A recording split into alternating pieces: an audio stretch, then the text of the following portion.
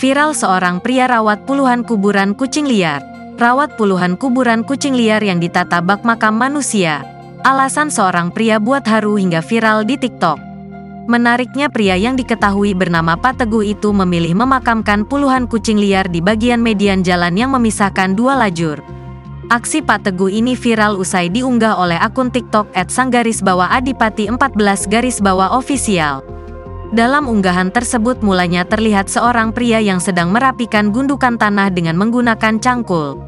Rumpanya gundukan tanah tersebut merupakan kuburan kucing liar yang mati di sekitaran rumah Pak Teguh. Meski hanya kucing liar, Pak Teguh merawat kuburan tersebut layaknya makam manusia. Kuburan tersebut disusun berbaris mirip dengan pemakaman umum. Hampir di semua kuburan kucing dipasang nisan dengan tulisan nama dan hari kematian kucing tersebut. Secara rutin Pak Teguh merapikan kuburan kucing tersebut, bahkan sampai menaburinya dengan bunga seperti makam manusia.